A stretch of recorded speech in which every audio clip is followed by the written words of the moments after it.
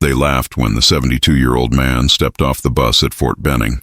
His weathered hands gripped a duffel bag older than most of the recruits standing in formation, and his silver hair caught the Georgia sun like a beacon of everything they thought didn't belong there. The drill sergeants exchanged glances. The young soldiers snickered behind raised fists. Nobody expected what was about to unfold over the next 16 weeks, a story that would redefine courage, resilience, and what it truly means to serve. Before we continue, drop a comment below telling us what city or country you're watching this from. His name was Richard Samuel Hawthorne, but everyone would come to call him Hawk. Born in 1951 in a small coal mining town in West Virginia, Richard had spent 50 years of his life as a high school history teacher. He taught young minds about wars, heroes, sacrifice, and honor, but he had never worn the uniform himself. A childhood injury, a shattered knee from a farming accident, had disqualified him from service during Vietnam. The rejection letter had arrived when he was 18, and he'd carried that weight like a stone in his chest ever since. For 5 decades, Richard taught others about valor he'd never personally known. He married his sweetheart, Clara, raised 2 daughters, and watched them grow into strong women. But when Clara passed away from cancer 3 years ago, something inside Richard shifted. The house felt too quiet, the history books felt too distant, and that old rejection letter, yellowed and folded in his desk drawer, felt like unfinished business. At 72, Richard made a decision that shocked everyone who knew him. Medical advancements had given him a new knee. The Army had recently adjusted age policies for specialized volunteer programs, and Richard had a plan. He would enlist in a unique veteran mentorship integration program, a pilot initiative that allowed older civilians with teaching backgrounds to undergo modified basic training before being placed as morale and tactical advisors in active units. The program was experimental, controversial, and barely funded. Most people thought it was a publicity stunt. Richard didn't care. He sold his house, donated Clara's belongings to charity, and showed up at the recruiter's office with a birth certificate, medical clearance, and a look in his eyes that made the young sergeant sit up straighter. Now, standing in the summer heat of Fort Benning, Richard faced the reality of his choice. Around him, recruits in their late teens and early 20s stretched, joked, and eyed him with a mixture of curiosity and contempt. One kid, maybe 19 with a buzz cut and a cocky grin, elbowed his buddy and said loud enough for everyone to hear, "Yo, check it out. Somebody's grandpa got lost on the way to bingo night." Laughter rippled through the formation. Richard said nothing. He'd spent 50 years dealing with teenage egos. He knew when to speak and when to let actions do the talking. Drill Sergeant Mora, a brick wall of a woman with 20 years in the infantry, stepped forward. Her eyes swept over the formation and landed on Richard. For a moment, something flickered in her expression. Not pity, but assessment. She'd read his file. She knew what he was attempting. "Listen up." Her voice cut through the Georgia humidity like a blade. "I don't care if you're 18 or 80. You're here because you volunteered. That means you think you've got what it takes. Over the next 16 weeks, I will test every single one of you. Age doesn't grant you respect here. Performance does. Am I clear?" "Yes, Drill Sergeant." The voices echoed in unison. Richard's voice, deeper and rougher, blended into the chorus. The first week was hell. Not because of the physical demands. Richard had prepared for months, working with a former Marine trainer who'd helped him build a foundation of endurance, but because of the isolation. The younger recruits treated him like a mascot at best, a liability at worst. During morning PT, they'd sprint ahead, leaving him to finish his runs alone. In the chow hall, seats emptied when he sat down. At night in the barracks, conversation stopped when he walked past. But Richard had taught high school for 50 years. He knew how groups worked. He knew that respect wasn't given. It was earned, one small action at a time. On the 8th day, during a ruck march under a brutal sun, a young recruit named Private Desmond collapsed. Heat exhaustion. The kid had been too proud to hydrate properly, and now he was down, his face pale, his breathing shallow. The other recruits hesitated, unsure, their training barely 2 weeks deep. Richard was there first. He dropped his own ruck, pulled out his canteen, and elevated Desmond's legs. His hands moved with the confidence of someone who'd spent years coaching teenagers through crises, panic attacks before exams, injuries on field trips, emotional breakdowns in his classroom after school. "Easy, son," Richard said, his voice calm. "You're okay. Just breathe, slow and steady." Drill Sergeant Mora appeared seconds later. medics in tow. She watched Richard work, watched the way he steadied the kids' breathing, the way he kept talking in that low, reassuring voice until the medics took over. That night, the barracks were different. Not warm, but less cold. A few recruits nodded at Richard. One offered him an extra protein bar. It wasn't friendship, but it was a crack in the wall. The second week brought land navigation training. The recruits were dropped in the pine forests of Fort Benning, with a map, a compass, and coordinates to find. Most of the young soldiers had grown up with GPS, smartphones, and instant answers. A paper map was a foreign language. Richard had taught geography for 30 years. He'd led countless field trips, Boy Scout camping trips with his daughters, and survival weekends with Clara. When his group of 5 recruits got lost, arguing, blaming each other, and burning daylight, Richard finally spoke up. "Stop!" His voice wasn't loud, but it carried authority. The kind of authority that came from decades of managing classrooms full of teenagers who thought they knew everything. They stopped. One kid, Private Chen, rolled his eyes. "Old man, no offense, but we don't need—" "You're reading the map upside down," Richard said simply. He pointed. "That ridge you're looking for. It's behind us. You've been walking in circles for 20 minutes. Chen blinked, looked at the map, looked at Richard, then, slowly, turned the map around. Richard didn't gloat. He just adjusted his pack and started walking in the correct direction. "Come on, we've got 3 more points to hit before sundown." They followed, and they made it back to base before any other group. Word spread. The old man knew his stuff. By week 4, the dynamic had shifted. Recruits started asking Richard questions, not just about navigation, but about history, about why they were there, about what service really meant. During breaks, he'd sit on his bunk and tell stories. Not war stories. He didn't have those. But stories about the students he'd taught who'd gone on to serve, about the letters they'd sent him from Iraq and Afghanistan, about the weight of sending young people into harm's way and never being able to follow.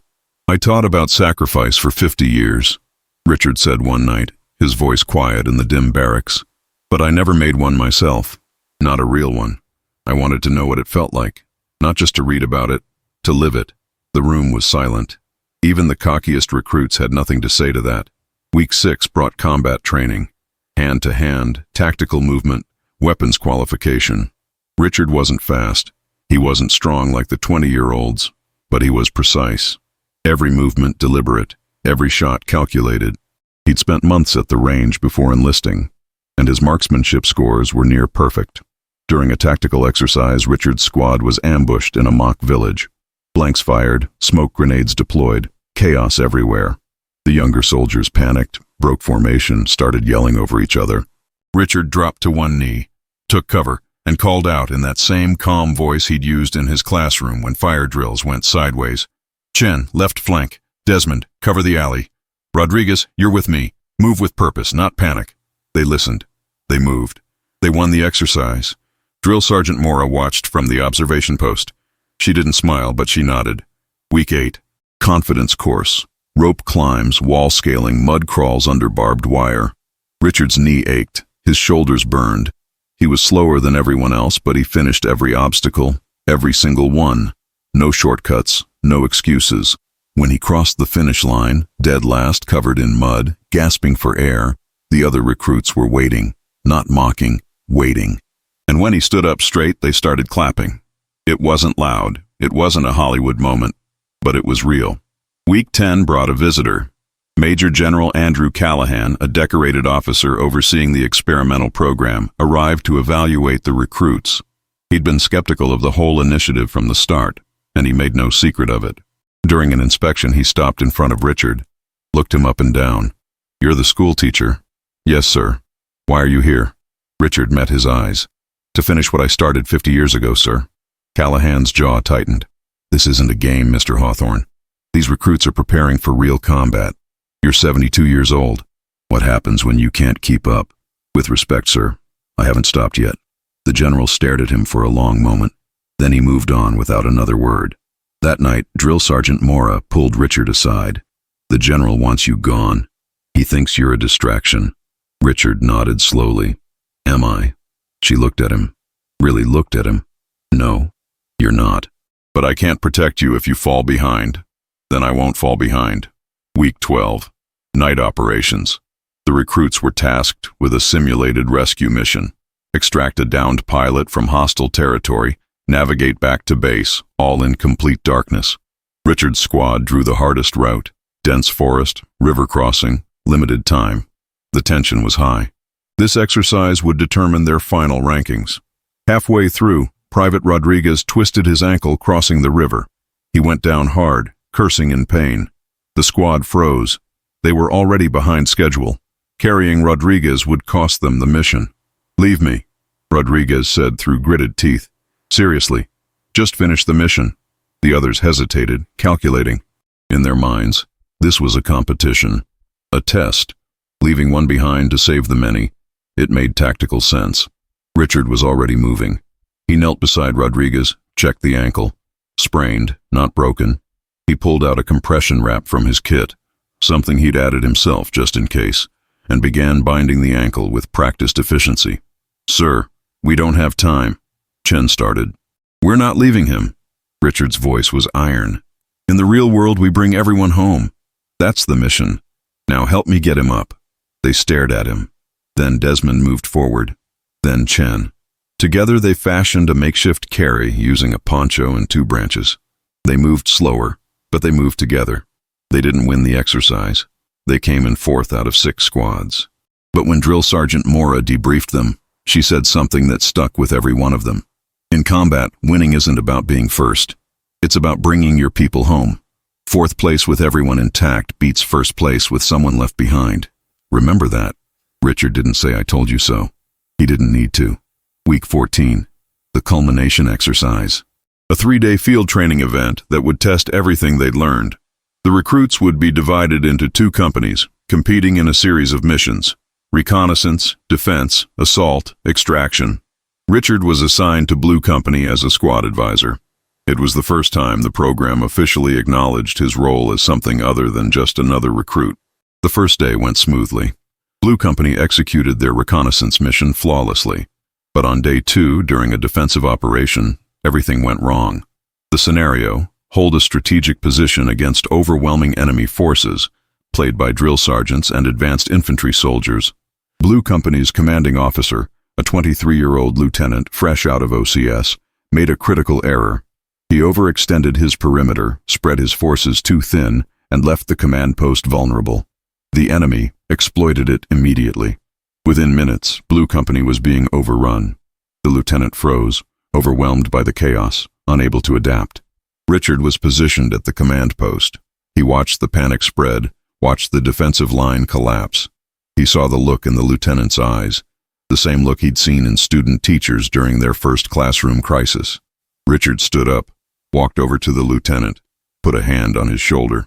"Lieutenant, you need to pull back your flanks and consolidate your position. Right now." The lieutenant blinked at him, dazed. I can't just—" "Yes, you can. You're in command. Make the call." The lieutenant swallowed hard. Then he started issuing orders. Recall the flanks, tighten the perimeter, reinforce the center.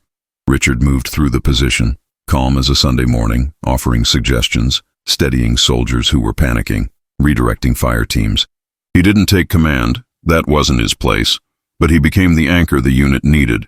Blue Company held the line. Barely, but they held it. That night the lieutenant found Richard sitting alone, cleaning his rifle. "Sir, thank you. I don't know what I would have done if—" "You would have figured it out," Richard said. "You're a good officer. You just needed a second to breathe, that's all." The lieutenant nodded, eyes bright. "How did you know what to do? You've never even been in combat." Richard smiled faintly. "Son, I spent 50 years managing rooms full of teenagers who didn't want to be there. Trust me, that's its own kind of combat." Day 3. The final mission. Blue Company had to extract a high-value target from a fortified compound and exfiltrate through enemy territory. It was the hardest scenario in the entire training cycle. Richard's squad was assigned to overwatch, provide sniper support from an elevated position while the assault team went in. They moved into position before dawn, silent and efficient. Richard, despite his age, kept pace. His breathing was controlled, his movements deliberate. He'd learned to manage his energy, to move smarter rather than faster. From their perch on a hillside, they watched the assault unfold. The plan was solid. The execution was textbook, but then, as always in combat, something went wrong. An enemy patrol, played by some of the toughest drill sergeants on base, appeared from an unexpected direction, cutting off the assault team's escape route. The radios exploded with chatter. The assault team was pinned down, taking heavy simulated fire, unable to move. The squad leader in Overwatch, Private Chen, was supposed to call in fire support, but he hesitated, unsure of the rules of engagement, afraid of making a mistake. Richard saw the problem immediately. He'd studied the terrain, the scenario, the objectives. He understood the bigger picture in a way that came from decades of teaching strategy and tactics. "Chen," Richard said quietly, "call it in. Suppressive fire on the patrol. Give the assault team a window to move." "But sir, what if I hit—" "You won't. Trust your training. Make the call." Chen took a breath. Then he radioed in the fire mission. The Overwatch team opened up with blanks, simulating precise suppressive fire. The enemy patrol went to ground. The assault team broke contact, grabbed the HVT, and started their exfiltration. It worked. Blue Company completed the mission. When they returned to base, exhausted and covered in dirt, Major General Callahan was waiting. He stood with his arms crossed, watching as the recruits filed past. He stopped Richard. "Mr. Hawthorne, a word." Richard stopped. The other recruits paused, watching. Callahan looked at him for a long moment. "I didn't think you'd make it past week 1. "I know, sir. I thought this program was a waste of time and resources." "I know that too, sir." Callahan's expression softened, just slightly. "I was wrong. What you did out there, steadying that lieutenant, guiding those privates, that's what we need. Not just young bodies. We need wisdom, experience, people who've lived long enough to understand that courage isn't about being fearless. It's about being scared and doing it anyway." Richard said nothing. His throat was tight. Callahan stepped back and did something that shocked everyone watching. He snapped to attention and rendered a crisp salute to a 72-year-old man who wasn't even technically a soldier yet. Richard, stunned, returned the salute. His hand trembled slightly, not from weakness, but from emotion. The general lowered his hand. "Carry on, Mr. Hawthorne. You've earned your place here." Week 16. Graduation day. The families came. The flags flew. The recruits stood in formation, no longer the scared, uncertain kids who'd stepped off the bus months ago. Richard stood among them, the oldest graduate in the history of Fort Benning. His daughters were there, crying and proud. His grandchildren held signs, and in his pocket, Richard carried that old rejection letter from 1969. He'd brought it with him through every week of training. During the ceremony, Drill Sergeant Mora called Richard forward, "Private Richard Hawthorne, for demonstrating exceptional leadership, resilience, and commitment to the values of the United States Army. You are hereby recognized as the honor graduate of this training cycle." The applause was deafening. The other recruits, his recruits, stood and cheered. Richard accepted the award with shaking hands. He looked out at the crowd, at the young soldiers he'd trained alongside, at the drill sergeants who'd pushed him to his limits, and he thought of Clara. He thought of all the students he'd taught, all the letters he'd received from war zones, all the years he'd spent wondering what it would have been like to serve. Now he knew. Afterward, as the families mingled and photos were taken, a young private approached Richard. It was the kid from day 1, the one who'd made the bingo joke. "Sir," the kid said, awkward and sincere, "I just wanted to say, I'm sorry for what I said that first day, and I wanted to thank you. You taught me more than any drill sergeant did." Richard smiled. "What did I teach you?" The kid thought for a moment. "That age is just a number. That real strength isn't about how fast you run. It's about how you help the person next to you." Richard clapped him on the shoulder. "You're going to be a hell of a soldier, son." In the months that followed, Richard was assigned to Fort Campbell, Kentucky, as a morale and tactical advisor for the 101st Airborne Division. He worked with young officers and NCOs, teaching history, strategy, and leadership. He deployed once to Africa as part of a training mission with Allied forces. He never saw direct combat, but he didn't need to. He'd already proven what he'd set out to prove. That courage has no age limit. That service is about more than physical strength. That sometimes the greatest warriors are the ones who've waited a lifetime for their chance to serve. On his 75th birthday, Richard sat in his small apartment on base, surrounded by photos of his new Army family. He pulled out that old rejection letter one last time, and then he threw it away. He didn't need it anymore. He'd earned something better, The knowledge that he'd given everything he had, exactly when it mattered most. If you believe that courage has no expiration date and that it's never too late to answer the call of duty, comment honor below. And don't forget to share this story with someone who needs to hear that age is just a number when your heart is in the right place.